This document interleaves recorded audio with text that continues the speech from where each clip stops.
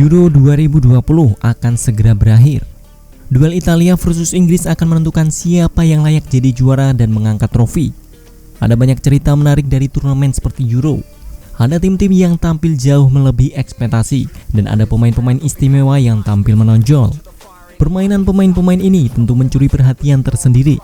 Mereka terlihat menonjol di tengah permainan tim yang sudah cukup baik. Pemain terbaik tak harus mencetak gol, tapi memberikan kontribusi maksimal untuk tim. Nah, kali ini Tidur di Hutan mau membahas 6 calon pemain terbaik Euro 2020. Yuk mari kita bahas. Ceki bro.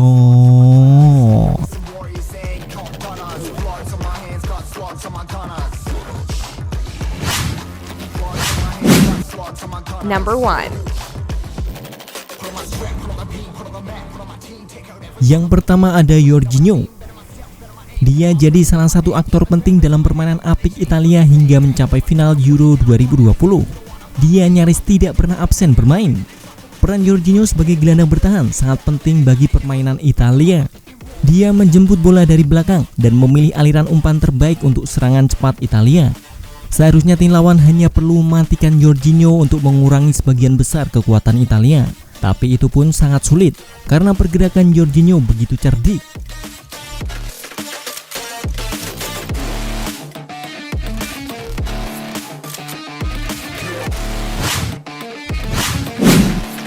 Number 2.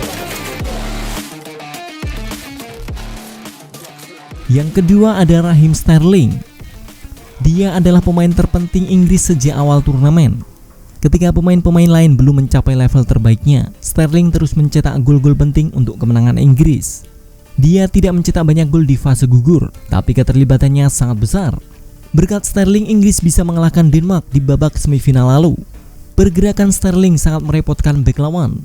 Dia membuka ruang gerak untuk pemain lain seperti Harry Kane.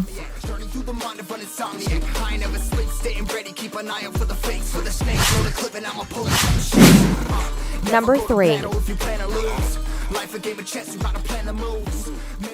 Yang ketiga ada Thorgan Hazard.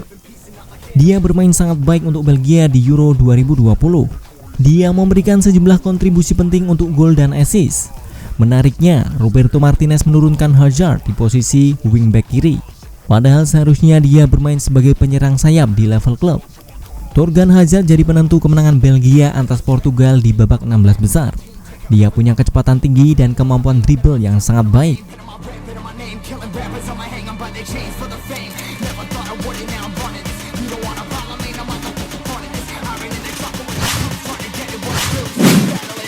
Number 4. Yang keempat ada Leonardo Spinazzola.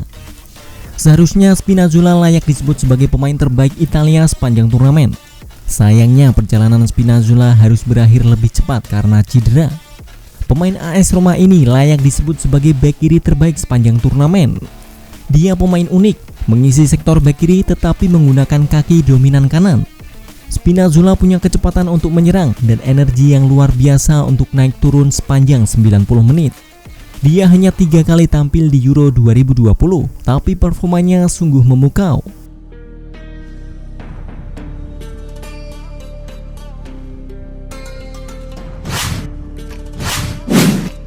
Number 5. Yang kelima ada Pedri. Tidak banyak pemain 18 tahun yang bisa jadi starter untuk Spanyol. Pedri salah satunya. Dia melanjutkan performa apiknya di Barcelona musim lalu bersama Spanyol di Euro 2020 ini. Pedri bermain sangat cerdik, bahkan Luis Enrique lebih memilihnya daripada Thiago Alcantara. Gelandang Barca ini menyuguhkan teknik tinggi dengan umpan-umpan akurat. Pedri sudah bermain sangat baik. Sayangnya, lini serang Spanyol di turnamen kali ini tidak cukup tajam.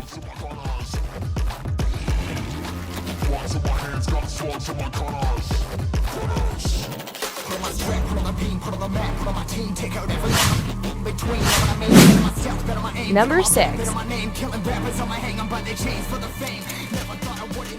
Yang keenam ada Pierre-Emile Aubameyang. Denmark menjalani turnamen luar biasa.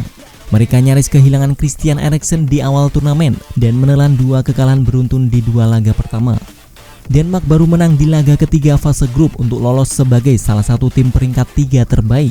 Setelahnya performa Denmark melejit di fase gugur. Tidak ada yang menduga Denmark bisa melangkah sampai semifinal. Bahkan mereka seharusnya pantas mencapai final. Ada nama Pierre-Emil Højbjerg di balik performa bagus Denmark. Gelandang Tottenham Hotspur ini dikenal dengan kemampuan defensif yang luar biasa. Tapi di turnamen ini, Højbjerg meningkatkan levelnya sebagai kreator tim.